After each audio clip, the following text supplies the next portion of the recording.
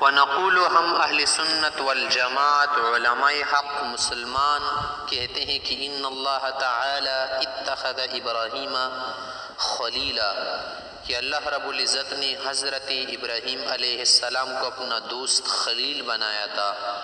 وکلم اللہ موسیٰ تکلیما، اور اللہ رب العزت نے حضرت موسیٰ علیہ السلام کے ساتھ کلام فرمایا تھا، شرف کلام سے نوازت، ایمانا و تصدیقا و تسلیما، ہم اس بات پر ایمان بھی رکھتے ہیں، تصدیق بھی کرتے ہیں اور تسلیم بھی کرتے ہیں۔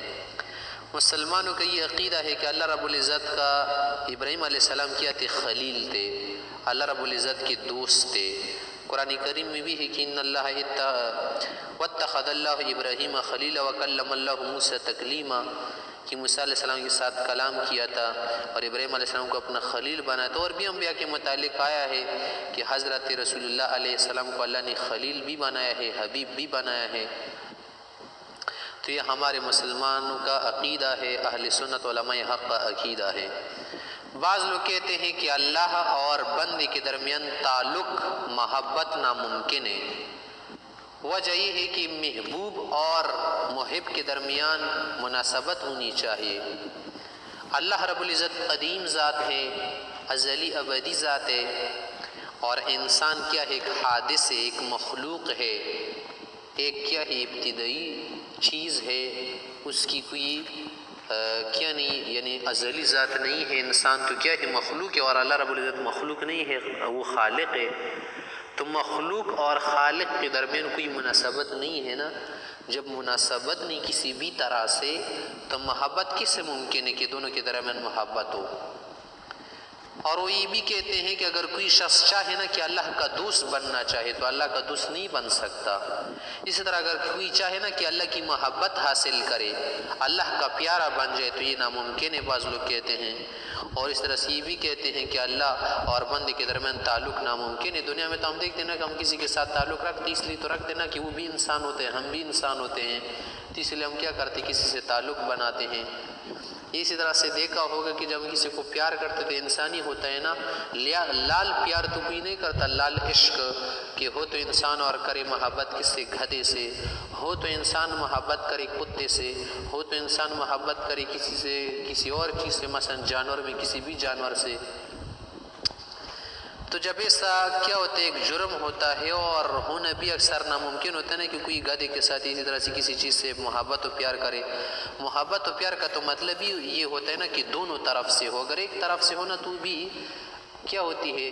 ناکام عشق اور ناکام محبت ہوتی ہے۔ یک طرف محبت کو تو محبت نہیں کہتے، وہ تو کیا ہوتا ہے؟ صرف ایک جلن اور صرف ایک سوزش اور سوخت اور ایک تکلیف ہوتی ہے۔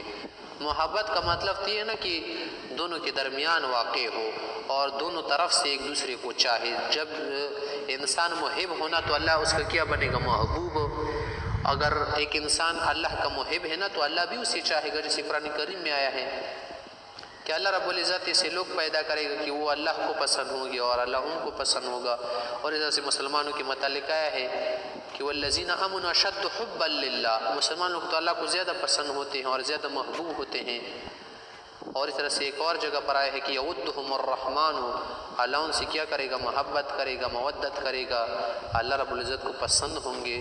تو محبت کا کیا مطلب ہوتا ہے؟ یعنی پسند ہوں گے اللہ رب العزت کو۔ اور اللہ رب العزت تو اپنے اولیاء اتقیاء پر ہنس جاتے ہیں، جیسے حدیث میں ہے نا کہ یضحک اللہ من اولیائہ، کہ اپنے بندوں کے لیے ہنستا ہے جو نیک مخلص بندے ہوتے ہیں۔ ہنسنے کا کیا معنی؟ خوش ہوتا ہے۔ تو وہ ان چیزوں کو نہیں مانتے، وہ کہتے ہیں کہ ایک انسان اللہ کی محبت حاصل نہیں کرتا کیونکہ دونوں کے درمیان مناسبت کی جو وجوہ ہے وہ نہیں پائی جاتی۔ اور دنیا میں تو یہ اکثر ہر شخص دیکھتا رہتا ہے نا کہ اگر کبوتر ہے نا تو کبوتر کے ساتھ اٹھتا بیٹھتا ہے، اڑتا ہے، کسی اور پرندے کے ساتھ نہیں اڑتا بیٹھتا۔ اور اس طرح سے دنیا میں اگر ہم جانوروں کو دیکھیں اور اس طرح سے مخلوقات کو دیکھیں نا تو مخلوقات جو ہم جنس ہو نا اور ان کی جو کیا ہو وجہ مجانست ہو، مجانست ان کے درمیان جب پائی جائے نا تب محبت وغیرہ اور اس طرح سے میل جول اور ساتھ رہنا ممکن ہوتا ہے۔ تو وہ سمجھتے کہ شاید ایسا کیا ضروری ہوتا ہے، نعوذ باللہ اللہ اور انسان کے درمیان بھی مجانست ضروری ہے۔ جب مجانست نہیں نا تو تعلق بھی ناممکن ہے، لیکن یہ بات غلط ہے۔ اللہ کے ساتھ نہ تو مجانست کی ضرورت ہے اور نہ مناسبت کے لیے ضرورت ہے۔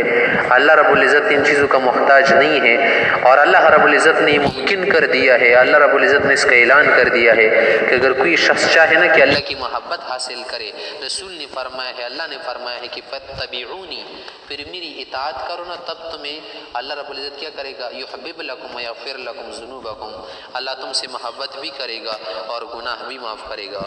تو ہمارے مسلمان حضرات کا یہ عقیدہ ہے کہ وَنَقُولُ إِنَّ اللَّهَ اتَّخَذَ إِبْرَاهِيمَ خَلِيلًا، اللہ رب العزت نے ابراہیم کو اپنا دوست بنایا تھا، وَكَلَّمَ اللَّهُ مُوسَىٰ تَكْلِيمًا، اور موسیٰ علیہ السلام کے ساتھ ہم کلام ہو گئے تھے، ایمان و تصدیق و تسلیما، یہ اس بات پر ایمان بھی رکھتے ہیں، تصدیق بھی کرتے ہیں اور تسلیم بھی کرتے، کوئی چھوما چھیرا وغیرہ نہیں کرتے۔